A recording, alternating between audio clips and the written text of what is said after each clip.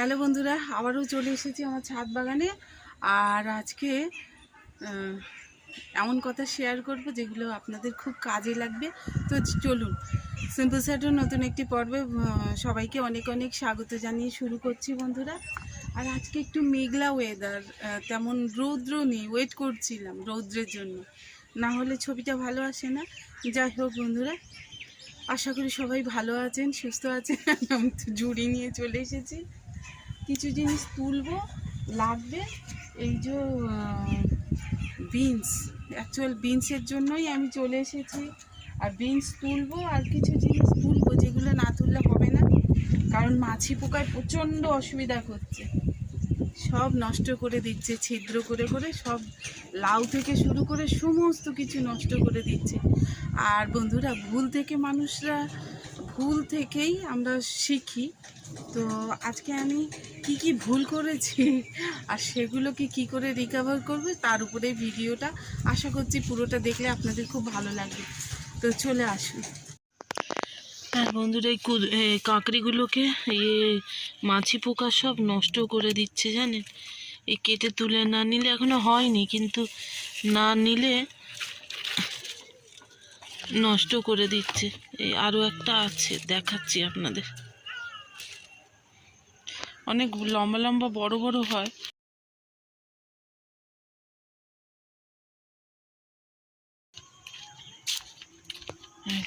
এটাকে নষ্ট মনে হয় করেই দিয়েছে।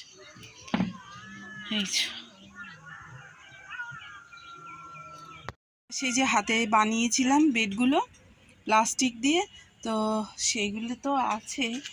আর বন্ধুরা দেখুন, দু চোখ ভরে দেখলে মানে দেখার মতো মনে হয় আমার।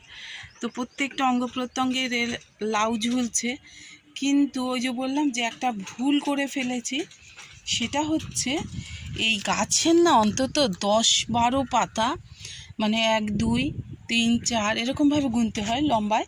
তো এইরকম 10-12 পাতার ওপর থেকে মানে ফল নিতে হয়, জানেন তো।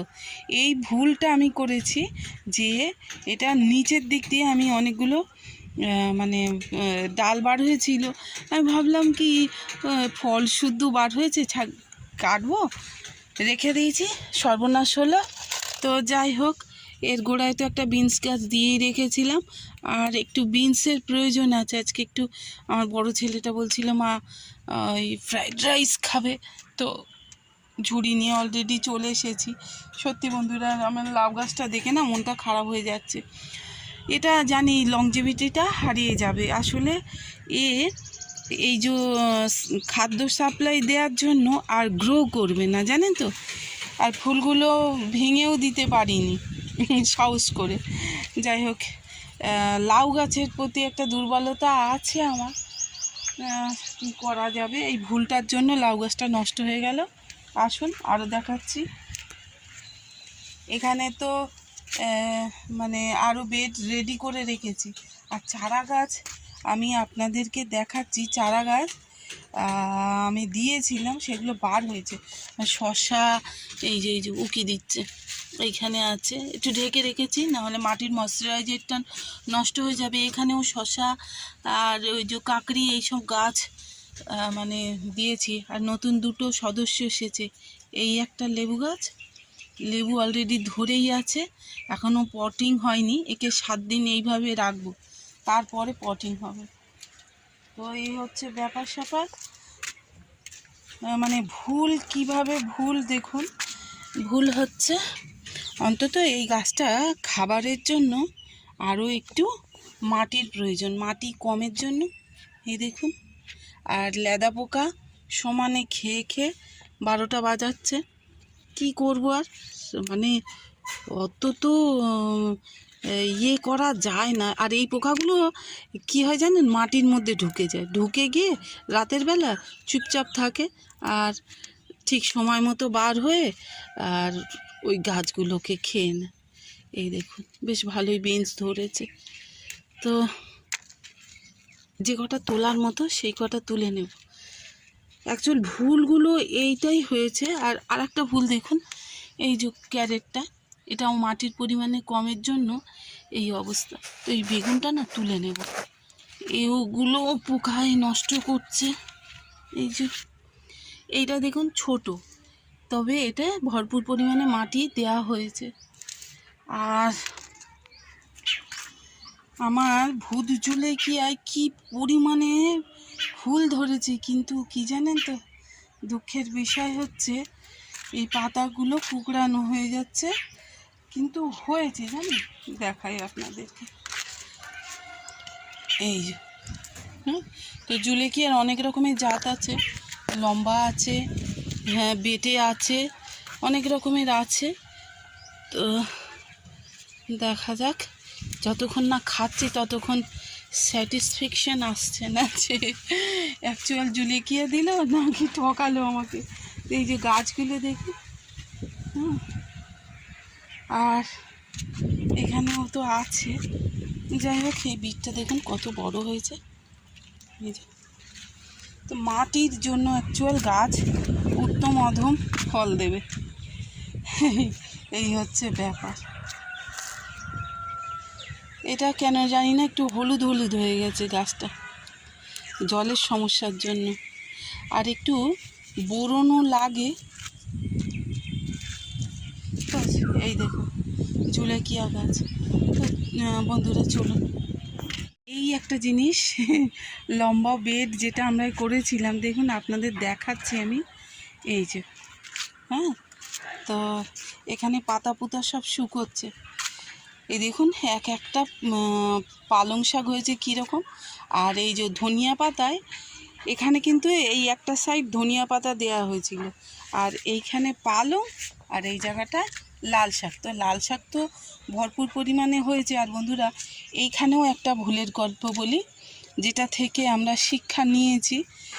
কারণ না করলে তো কাজ না করলে ভুল হয় না, আর ভুল না করলে শেখা যায় না, এই হচ্ছে ব্যাপার। পালং শাক যেমন ছড়িয়ে একটু মাটিটা ঘেঁটে, মানে কাটি দিয়ে এরকম করে নাড়িয়ে, আর মাটিতে এমনি এগুলো চাপা দিয়েছিলাম বস্তা দিয়ে। তো পালং শাক যথারীতি বার হয়ে গেছে। পালং শাকে ওই অসুবিধাটা হয় না, লাল শাকে হয়, ধনিয়াতে হয়।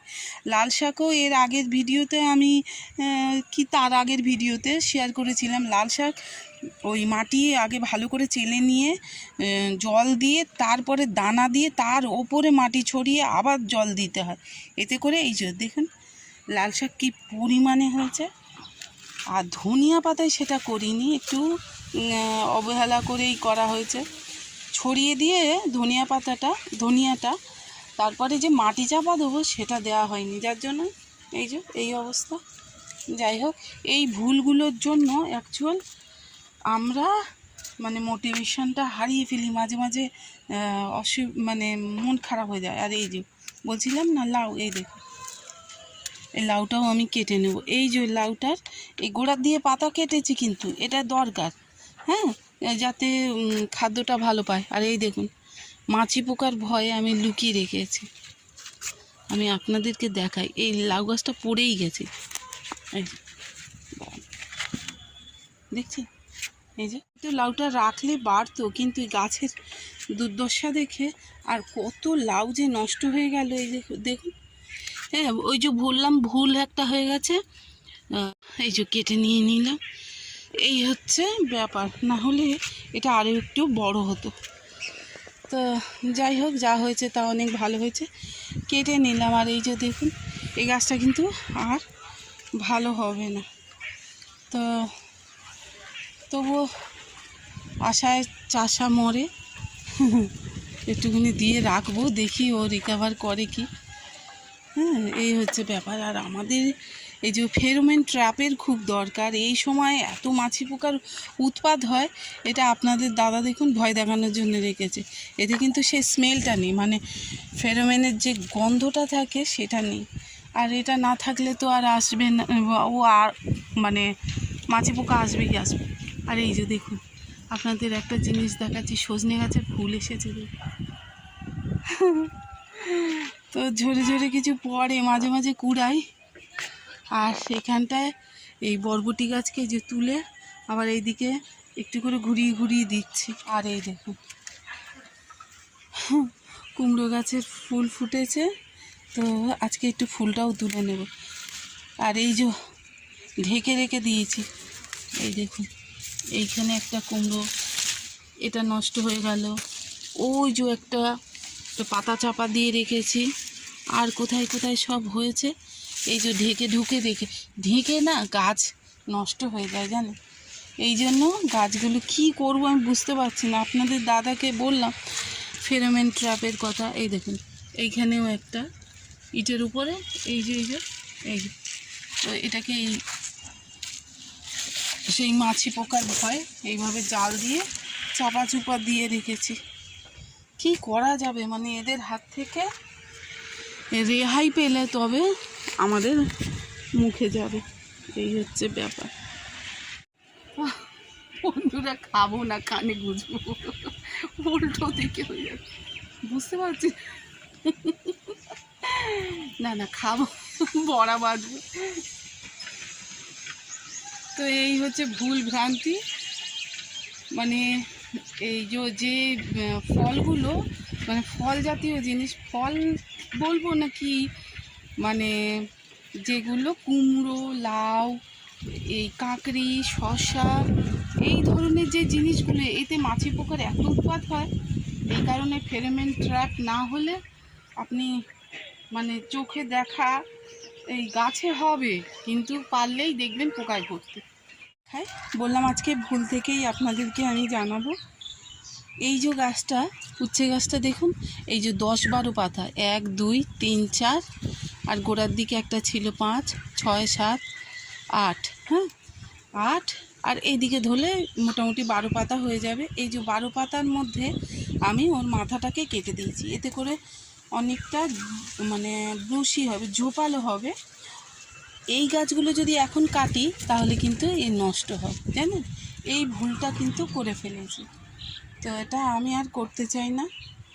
আর মাটিটা পর্যাপ্ত পরিমাণে দিতে হবে, মাঝে মাঝে একটু স্প্রে করতে হবে। তো সব রকমের জন্যই অবশ্যই দায়ী হই। এই মানে যে পরিমাণে ফল পাওয়ার কথা সেটা পাই না, এই কারণ ঠিক টাইম মতো ওকে কাটিং করতে হবে, আর খাবার দিতে হবে, মিডিয়াটা ঠিক রাখতে হবে, মিডিয়া মিন্স সয়েলটা। আর হচ্ছে কি একটু পরিচর্যা করতে লাগে, না হলে কি আর হয়। যে কোনো জিনিস আমরা ফল পেতে গেলে যেরূপ ফল আশা করি সেইরূপ কার্যটাও করতে হয়, তাই না। ধরতে পারলাম, এই দেখুন আরও আছে কিছু লঙ্কা ছিল, সেইগুলো মোটামুটি তুলে নিই। আর আমার জুলেকিয়া যতক্ষণ না ঠিক হচ্ছে, এই একটা টকাশ করে পড়ে গেল। যাই হোক, যা তুলেছি 1 মুঠ আজকের জন্য যথেষ্ট, আবার পরে নিয়ে নেব, গাছে আছে তো। এই লেবু গাছটা আনা হয়েছে। ভিডিওর কোনো অংশ লাইক কমেন্ট শেয়ার করতে ভুলবেন না। এখানে বন্ধুরা আরও একটা জিনিস আপনাদেরকে দেখাই, এই দেখুন এই উচ্ছে গাছটাকে কিন্তু ঠিক টাইম মতো কাটিং করে দেওয়ার জন্য সুন্দর হয়েছে। আর এই যে ছোট জায়গায় ছিল বলে এটাকে আমি আর একটা বস্তা রেডি করে সেই বস্তায় মাটি দিয়ে, আর নিচে এই যে মানে প্লাস্টিকের টবটা, এটা নিচের অংশটা খুলে দিয়েছি, যেহেতু হাতে সেলাই করা তো খুলতে সুবিধা হয়েছে, খুলে দিয়ে আর আবার মাটির উপরে বসিয়ে দিয়েছি, মানে পর্যাপ্ত পরিমাণে ও খাদ্য পাবে।